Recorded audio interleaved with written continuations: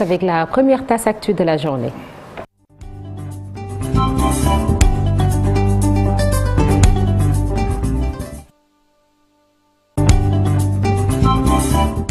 Le journal avec Cheikh Tidiane Diaw, un conseil interministériel sur la campagne arachidière ce vendredi. Une rencontre donc prévue ce vendredi, Nata, avec des mesures attendues, des mesures importantes attendues à l'issue de la rencontre, notamment sur le prix du kilogramme d'arachide et le démarrage de la campagne arachidière.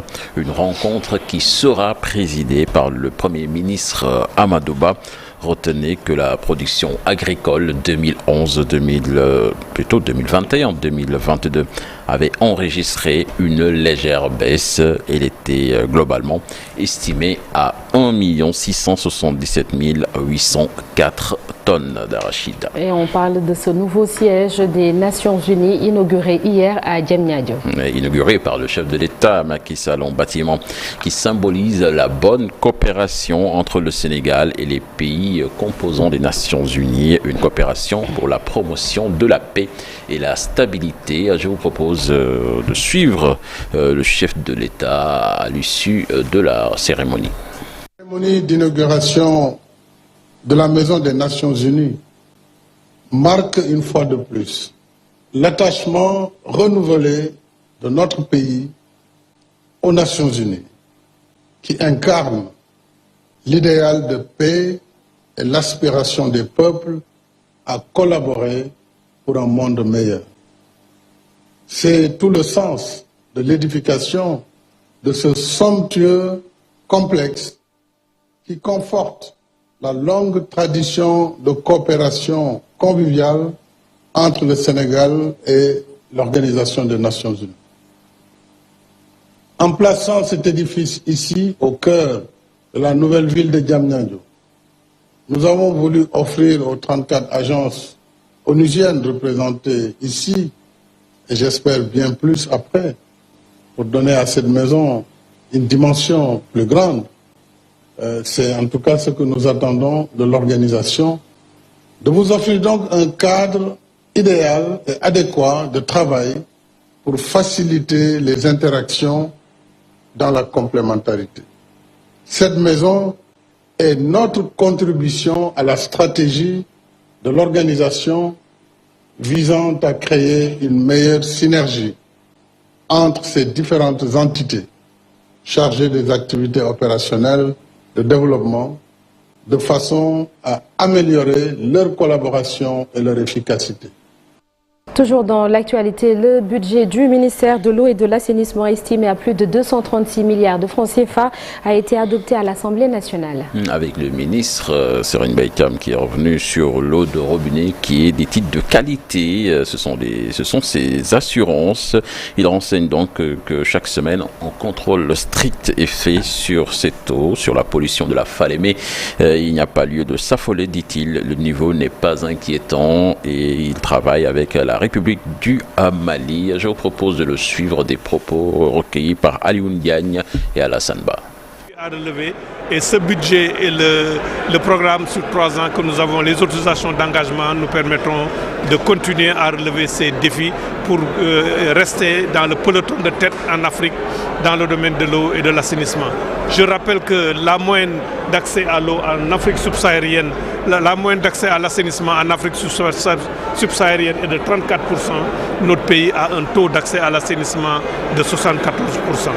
Donc maintenant, bien sûr, des questions subsistent comme la pollution de la Falémé, qui ne concerne pas seulement le Sénégal, la Falémé que nous partageons avec le Mali. Mais les relevés sont effectués régulièrement. Il n'y a pas encore un niveau de danger, mais nous devons être attentifs. L'ensemble des paramètres sont relevés et c'est un travail que nous devons faire dans le cadre de l'OMVS. Et si nous le traitons d'État à État avec le Mali, le Sénégal a pris un certain nombre de dispositions et nous sommes en concertation avec nos partenaires pour que les autres pays aussi en fassent de même pour sauvegarder cet affluent du fleuve Sénégal. En ce qui concerne maintenant la qualité de l'eau, je n'y ai pas tellement répondu pendant la prise de parole, mais je voudrais rassurer, comme je l'ai dit, l'eau est la denrée la plus contrôlée avec le nombre d'analyses, de prélèvements qui sont effectués chaque année et des analyses qui sont conduites.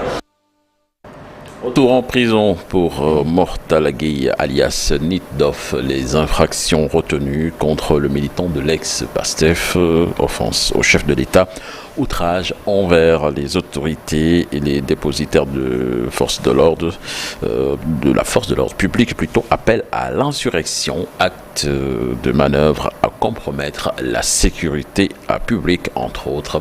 Retenez qu'il était en liberté provisoire assorti d'un contrôle judiciaire. Et puis cette exposition de nos produits locaux organisée à l'occasion de la visite de la première dame polonaise au Palais de la République hier, une initiative de Marième Faisal qui à travers cet acte veut montrer le savoir-faire des artisans sénégalais mais aussi vendre à la destination Sénégal, une belle manière de valoriser notre culture. Nos reporters Fatimata Touré et Mohamed Dian y étaient pour nous.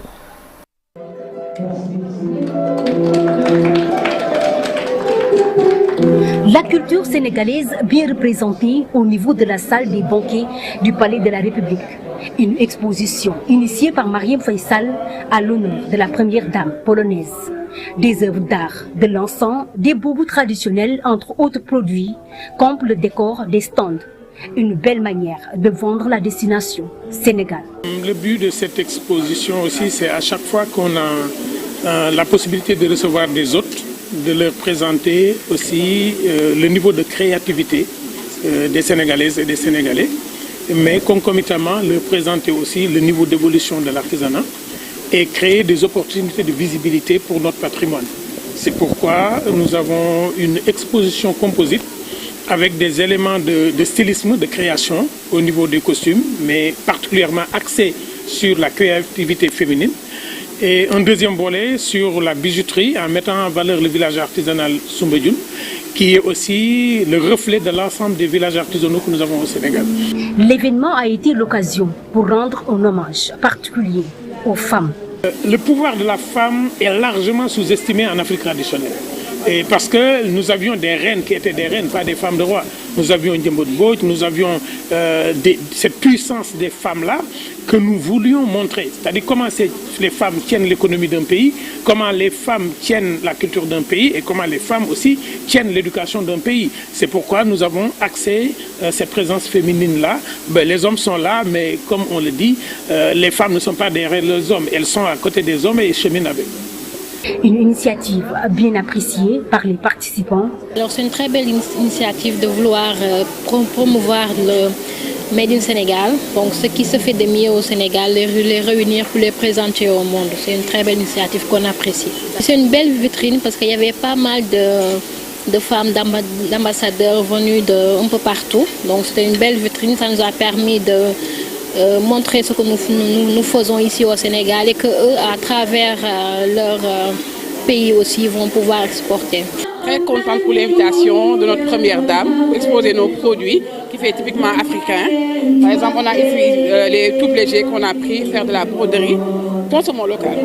Un moment solennel marqué par la revalorisation de nos produits locaux. La première dame, Marième Faisal, à travers cette exposition, se positionne comme ambassadrice du Made in Sénégal. Merci, Sornonata. Donc, c'était là l'essentiel de l'actualité nationale de ce matin. Merci beaucoup, cher. À tout à l'heure pour le deuxième journal. Ce sera en Wolof et sous forme de brève. Ce vendredi, nous parlons sport dans la rubrique Un jour au Sénégal, un jour dans le monde, avec notamment le décès de